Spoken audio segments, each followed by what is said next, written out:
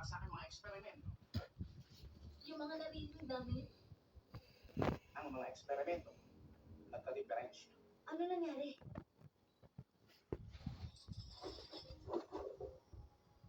Akala ko magkakamala ko ng pera. Bawat bata sa mundo ay magkakaroon ng miniature zoo sa loob ng kanilang sariling kwarto. Isang miniature zoo? Mga nilikha ng Diyos. Pero maliliit lang.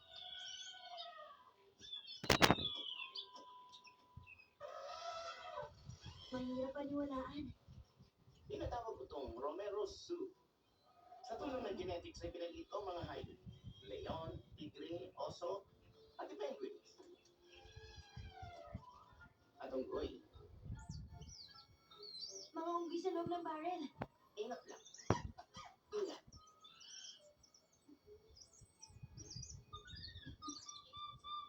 Isang araw, aksidente ko na paghalo ang 2 o 3 test tubes. At nakaligap ng bagong species na hindi sinasakit.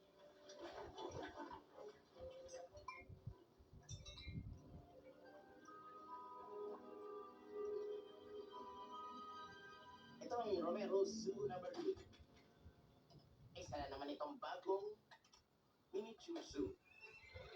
Sana mga hayop Yung ay sa mga iba sa nakita niyo. Horsefly? horsefly, Catfish? catfish, Spider monkey? spider monkey, Bullfrog? bullfrog, Lizard. lizard. Pagmamakaan niya. At may naisip na naman ako. Kung magagawa ko naman ngayon na sila ay medyo palakihin pa. Alam mo na, para sa mga batang malalaki ang kamay. Doon na nagsimulang masira na. Nilagyan ko sila ng growth zero. At nagustuhan nila ito. Bilang sobra.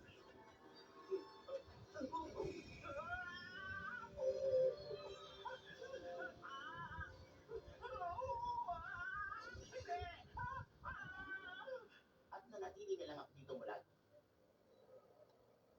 Takot na rin ako lumabas dahil doon. Alam niya, ilang beses na rin ako muntikang nakan. Bakit kaya galit na galit sila sa akin? Nilikha ko sila.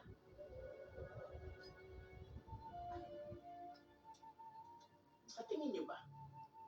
Kaya ang Diyos ay lagi na lang sa langit kasi siya mismo ay takot din sa mga nilikha niya. Dito sa mundo.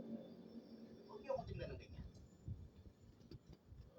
Hindi ba ako baliw? Ang hindi kasi namin maintindihan ay kung bakit hindi lumilitaw ang islang ito kahit sa anong advanced satellite. May nilagay akong clocking device para sa isla para walang makakita dito. Ano mang electronic device na mapalapit dito kahit saan sulok ay tiyak na magsa-shutdown at anumang radar ang dumaan dito ay hindi gagana. Kaya ang tingin nila, walang isla sa anumang lugar na ito. Undersmoker device.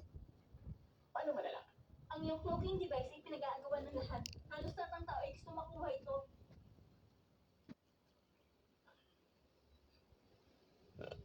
Sigurado ka bang tayo ng tao dito?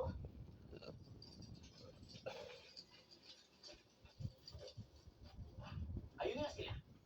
Dalawang bata, batay sa itsura nila. Ano po ito? Miniature nitong isla. Ang pinakasentro ng bulkan siya nagbibigay ng gravitational basis para sa aking maliliit na nilikha kung saan susundan nila ang kilos ng malalaki nilang kamukha. Ibig sabihin, bisan makikita ang maliliit na hayop dito, naroon din ang kamukha nila malalaki sa itaas. Ganun yan. Nasusundan ko sila sa ganitong paraan. Kita? Ang dalawang batang tayo ay ginagawa dito ng susunod. Sinagaya at Curly. Hayaan mo sila. Kailangan tulungan natin sila. Sa totoo lang, hindi sila dapat nagmamadyak sa aking isla. Tama ka dun. Pero kailangan tulungan sila. Hindi ako lalabas doon, baka mamatay ako. Takot na takot siya talaga.